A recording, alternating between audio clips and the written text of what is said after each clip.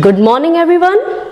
I'm Akanksha and today I'm going to take chapter Saving and Insurance of Economics class 10th. Children, have you ever wondered how your parents save money and how much they earn and spend on you, on your studies? And you must be, if I give you money, suppose I give you money 100 rupees and I tell you to do whatever you want. So what you will do? Will you spend the whole money, or will you spend part of a money and part of a money you will save? If you are smart enough, then definitely you will keep some amount as saving, isn't it? Every person has this thing in mind that whatever is he's earning or whatever amount he's getting, he's spending some amount for the necessity item, for some entertainment, for foods, but still whatever amount he has, a part of it everybody wants to save. So this chapter is basically about saving and insurance, which we are going to discuss. Okay, saving का मतलब क्या है? बचत. ठीक है, जो आपकी earning हो रही है, इनकम आ रही है. घर में भी देखा होगा, एक बजट बनता है, घर में इनकम आती है, फादर अर्न करते हैं, मदर अर्न करती है, फिर वो आपकी fees, electricity bill, milk, vegetables, जो भी नेसेसिटी है वो लेके, फिर आपके अगर कोई फेस्टिवल टाइम है तो उस हिसाब से कपड़े खरीदना, इज़न्ट इट? उसके बाद भी कोशिश यही होती है सबकी कि जो भी अमाउंट आता है घर में वो थोड़ा बहुत ही सही लेकिन सेव हो जाए आगे के लिए. तो सबसे पहली चीज़ ये है कि ये सेविंग, आखिर ज़रूरत क्या है सेविंग की, और सेविंग का आप एक सिंपल डेफिनेशन क्या कह सकते हैं? What is saving? ठीक है, सेविंग क्या चीज़ होती है? बचत. बचत कैसे होती है? जो आपकी इनकम आती है, इनकम से आप क्या करते हैं? खर्चे करते हैं. इनकम माइनस खर्चे, यानी जो कंजम्पशन हो रहा है. ठीक है, that is your saving. Saving is income minus consumption. Simple. अब इसकी जरूरत क्या है और क्यों है? How saving is useful. क्यों होती है जरूरत सेविंग की?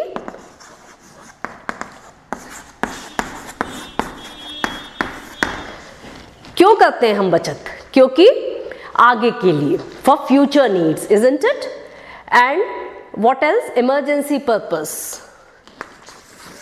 For future use. हमें आगे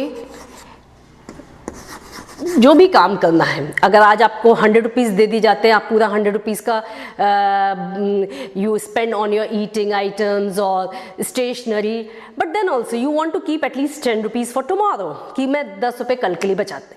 क्यों? For future use, isn't it? And for emergency purpose. Basically ये दो यूजेस होते ही हैं. पेरेंट्स भी सब सेव करते हैं. क्यों करते हैं? क्योंकि आपको पढ़ाना है आगे.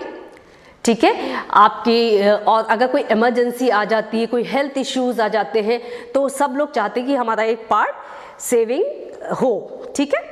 देन नेक्स्ट जो क्वेश्चन आता है, what is the uses of saving.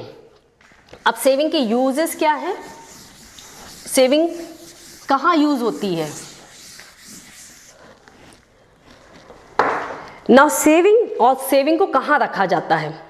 Saving को हम कहाँ रखते हैं? पहले ये देखते हैं, where you keep your savings. या तो आप घर पे रखते हैं थोड़ा बहुत अमाउंट, इजंट इट? और दूसरा कहाँ रखते हैं? बैंक्स में रखते हैं. बैंक्स में भी रखते हैं, पोस्ट ऑफिस सेविंग बैंक्स होते हैं, कमर्शियल बैंक्स होते हैं. So you keep your savings at these places. और आपकी सेविंग का क्या करते हैं बैंक? बैंक क्या करता है? आपकी सेविंग का यूज करता है. किस तरह से यूज करता है? आपकी जो सेविंग है उसको वो लेंडिंग एंड बोरोइंग के काम के लिए लेता है. Okay, bank lending and borrowing, loans bank से चलते हैं. ठीक है, और उस पर इंटरेस्ट मिलता है बैंक को, बैंक अर्न करती है. और वो जो अर्निंग होती है उससे क्या होता है, डेवलपमेंट ऑफ इकोनॉमी, ठीक है।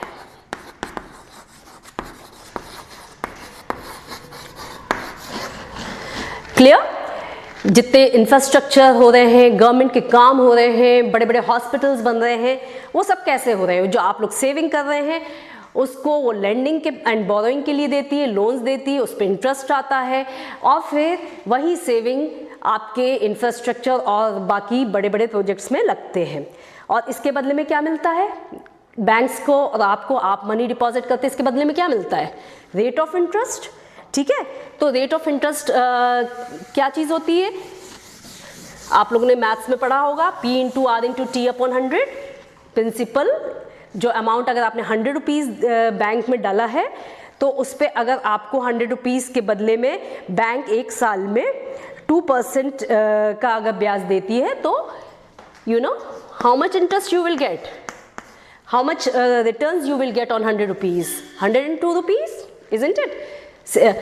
100 into 2% rate, time is 1 year upon 100. So this is your 2%. This is called rate of interest. The amount you get on your principal amount, extra amount, that is your interest. Okay. So this topic, I hope saving is clear to all of you. Now we come to the next topic which is insurance. जैसे saving होता है वैसे ही एक insurance भी होता है। What is insurance? Insurance क्या चीज़ है? Have you heard? You might have heard it in your family and especially you can ask your father कि are we all insured? LIC का नाम सबने सुना होगा, life insurance corporation, isn't it? तो ये इंश्योरेंस क्या चीज़ है? एक insurance is a financial product which can be purchase to fully or partly recover any loss happening due to an event beyond the control of the insured party. मतलब ये इसका क्या है, एक प्रोडक्ट है, insurance is nothing, is a product to cover risk, ठीक है। अब ये क्या होता है कि अगर लाइफ में अचानक कोई घटना घट जाए तो आपके पास पैसा कहाँ से आएगा, कोई एक्सीडेंट हो जाए, कोई मेडिकल इमरजेंसी आ जाए, then how you will get money. तो ये इंश्योरेंस कंपनीज इस्टेब्लिश होती हैं जो इंश्योरेंस करती हैं और वो एक प्रीमियम अमाउंट सबसे लेती हैं, जो इंश्योरेंस इंश्योर्ड है वो प्रीमियम अमाउंट लेती हैं हर साल या मंथली या ट्राइमेस्टर जैसे भी हो, तो वो एक तरह का सेविंग हो जाता है उनके पास आपका, और उसमें रिस्क भी कवर्ड होती है। अब रिस्क कवर्ड कैसे होती है कि जैसे मान लीजिए कोई एक्सीडेंट हो गया तो हो सकता है फुल्ली रिस्क कवर्ड इंश्योरेंस आपने लिया है 5 लाख का, आपने प्रीमियम भरे हैं उसके 2-3 साल तक के प्रीमियम, आपने सपोज 5,000 भरना था, 15,000 आपने 3 साल तक के प्रीमियम भरा, फिर अचानक एक्सीडेंट हो जाता है गाड़ी का, तो वो 5 लाख का जो इंश्योरेंस था तो वो कहाँ कवर होगा, एक्सीडेंट के टाइम पे इंश्योरेंस कवर हो जाएगा। वो जो आपके 15,000 पे किए थे उसके बदले में आपका जितना भी आपका डैमेज हुआ है वो कौन देगा, वो इंश्योरेंस कंपनी देगी, ठीक है। तो इंश्योरेंस एक तरह का रिस्क और लॉस डैमेज को रिड्यूस करने का तरीका है, और इसमें 3 टाइप्स के इंश्योरेंस होते हैं। Auto insurance, that is automobile insurance, and that is now compulsory. जितने भी व्हीकल्स खरीदे जाते हैं उनका इंश्योरेंस होना that is compulsory. Then health insurance, health insurance में LIC का नाम सुना होगा जो आपकी लाइफ को कवर करती है, ओके। और फॉर एग्जांपल अगर फैमिली का मेंबर एक डिपॉजिट कर रहा है तो अगर और उस फैमिली मेंबर की डेथ हो जाती है अचानक, तो उसकी लाइफ का जो इंश्योरेंस है उसका पैसा किसको मिलेगा, उसके फैमिली मेंबर्स को मिलेगा, okay. And third one that is your life insurance, and third one is your health insurance, okay.